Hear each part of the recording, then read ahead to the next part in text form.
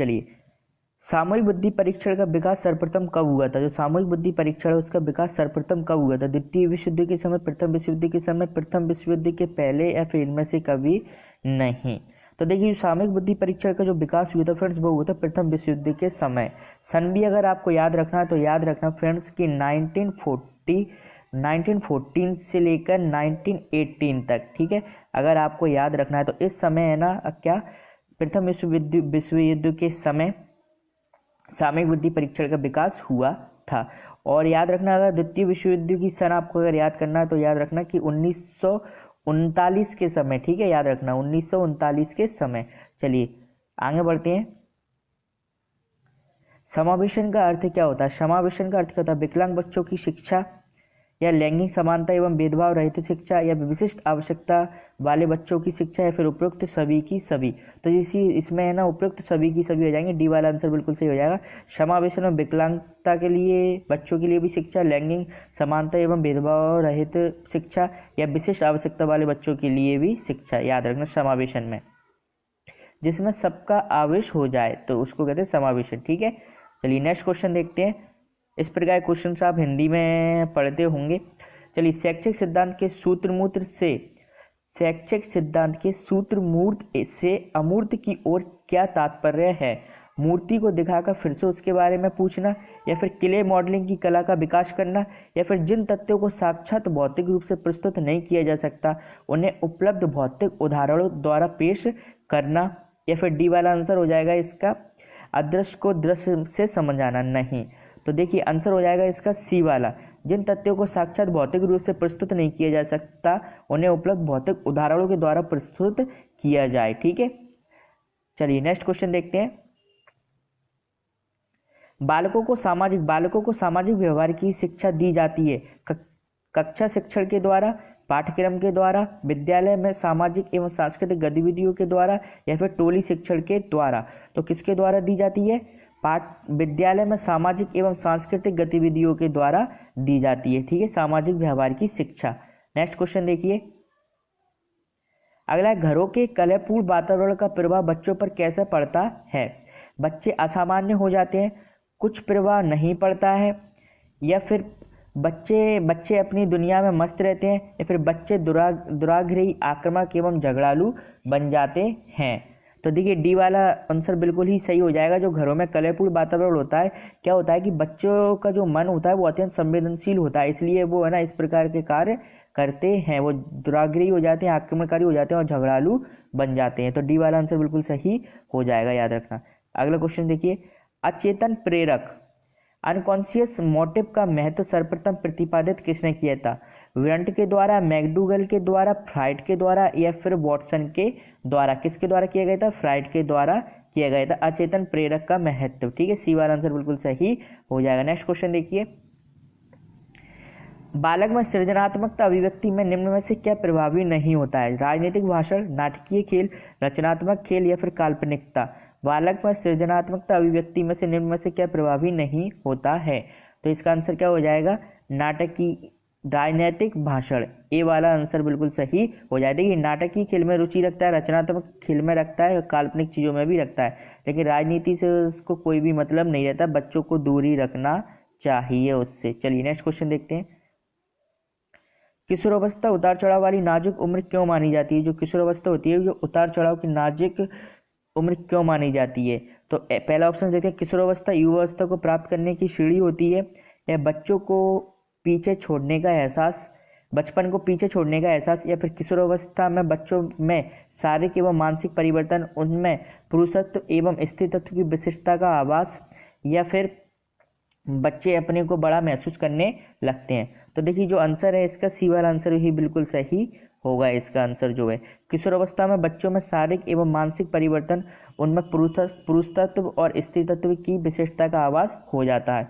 क्या होता है इसमें, जो एक जो उम्र होती है किशोरावस्था की, वो एक नाजुक संक्रियता अवधि होती है। कौन सी होती है? नाजुक संक्रियता अवधि। इसके कारण जो उतार चढ़ाव की मानी जाती है, उतार चढ़ाव की अवस्था मानी जाती है। चलिए नेक्स्ट क्वेश्चन देखते हैं।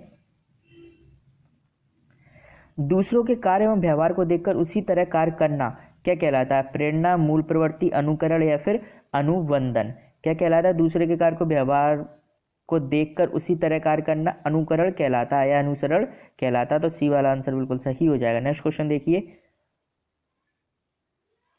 किशोरावस्था में बच्चे की संभाल का मुख्य आधार क्या होना चाहिए? उससे शारीरिक एवं मानसिक परिवर्तनों के बारे में कुछ नहीं करना चाहिए और स्वतंत्र छोड़ देना चाहिए, या फिर उसके व्यक्तित्व को बड़प्पन और स्वीकारता का आवास देते हुए समुचित मार्गदर्शन किया जाना चाहिए, या फिर उसे मनोवैज्ञानिक को दिखाना चाहिए, या फिर बच्चे को कड़ी डांट के साथ अनुशासन में रखना चाहिए। तो आंसर कौन सा इसका सही हो जाएगा? बिल्कुल इसका बी वाला आंसर बिल्कुल सही हो जाएगा। उसके व्यक्तित्व को बड़प्पन और स्वीकारता का आवास देते हुए समुचित मार्गदर्शन का किया जाना चाहिए। क्योंकि क्या होता है, किशोर अवस्था में देखो द्वाशोपन, गौरव, बड़प्पन का अभाव होता है, ठीक है, आवास होता है जो वास्तविकता से परे होता है। तो याद रखना बी वाला ऑप्शन से हमारा बिल्कुल सही हो जाएगा। चलिए नेक्स्ट क्वेश्चन देखते हैं। विकास प्रक्रिया के संदर्भ में मैकडूगल ने क्या कहा था? विकास प्रक्रिया के संदर्भ में मैकडूगल ने क्या कहा था? व्यक्तित्व का विश्लेषण प्रस्तुत किया था, या फिर मूल प्रत्यात्मक व्यवहार को विश्लेषित किया था, या फिर शारीरिक विकास का विश्लेषण किया था, या फिर उपयुक्त में से कुछ नहीं किया था। तो जो विकास प्रक्रिया के संदर्भ में मैकडूगल ने क्या कहा था? मूल प्रवर्तनात्मक व्यवहार का विश्लेषण किया था। बी वाला ऑप्शन बिल्कुल सही आपका हो जाएगा। नेक्स्ट क्वेश्चन देखते हैं। यदि कोई बच्चा अपनी व्यय के प्रतिकूल आचरण करते हुए विश्लेषण प्रदर्शन करे तो किसका प्रभाव होगा? माता पिता के गुणसूत्रों का, या फिर पारिवारिक परिवेश एवं आलन पालन का होगा, या फिर अत्यधिक बुद्धि गुणांक के प्रभाव से विलक्षण बुद्धि की प्रकृति के प्रदत्त होती है, या फिर असामान्य बच्चा माना जाएगा। तो आंसर का कौन सा हो जाएगा? इसका सी वाला ही आंसर बिल्कुल सही हो जाएगा। अत्यधिक बुद्धि गुणांक के प्रभाव के विलक्षण बुद्धि के कारण बच्चा अपनी व्यय प्रतिकूल आचरण करते हुए विलक्षण प्रदर्शन करता है। ऐसे प्रतिभाशाली क्या कहलाते हैं? जीनियस कहलाते हैं। जो ऐसे बच्चे होते हैं ना, वो जीनियस कहलाते हैं। नेक्स्ट क्वेश्चन देखिए।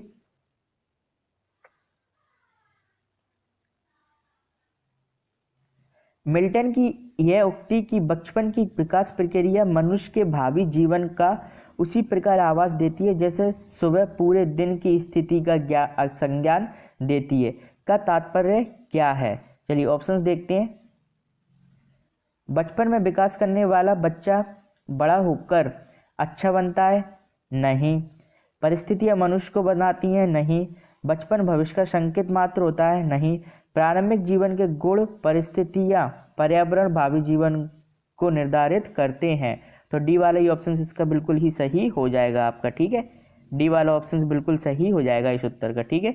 मिल्टन की ये पंक्ति बचपन की विकास प्रक्रिया की मनुष्य के भावी जीवन का उसी प्रकार आवाज देती है जैसे सब सुबह पूरे दिन की स्थिति का संज्ञान देती है। चलिए नेक्स्ट क्वेश्चन देखते हैं। भारत में प्रथम मनोवैज्ञानिक प्रयोगशाला की स्थापना किसने की थी? भारत में प्रथम मनोवैज्ञानिक प्रयोगशाला की स्थापना किसने की थी? E.N. सेन गुप्ता ने, C.S. बोस ने, E.N. चटर्जी ने, B.N. बनर्जी ने। किसने की थी?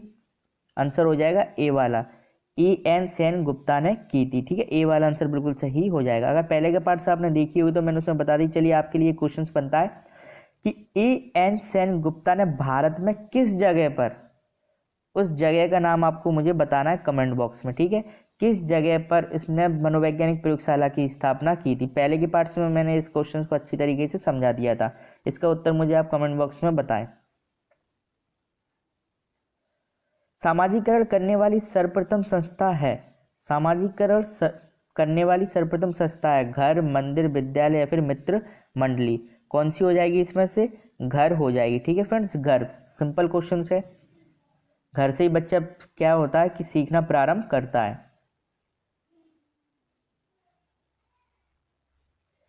3 वर्ष या इसके ऊपर की उम्र के बच्चों को सिखाने के लिए कौन सी सर्वाधिक उपयोगी विधि है? पुस्तक में बने चित्रों की पहचान करा के, या भौतिक रूप से उस प्रकार की वस्तुओं को दिखाकर, या फिर मॉडल पद्धति द्वारा बच्चे को उन चीज़ों को प्रदर्शन करके, या फिर परिवेश में उपलब्ध सामग्री द्वारा खेल सिखाकर। तो कौन सी हो जाएगी इसका आंसर बिल्कुल सही? कौन सा हो जाएगा? डी वाला आंसर बिल्कुल ही सही हो जाएगा। परिवेश में उपलब्ध सामग्री द्वारा खेल में सिखाना। वैसे तो सभी विधियाँ उपयोगी हैं, लेकिन जो ज़्यादा असरदार है वो डी वाली है, हमेशा याद रखना फ्रेंड्स, ठीक है।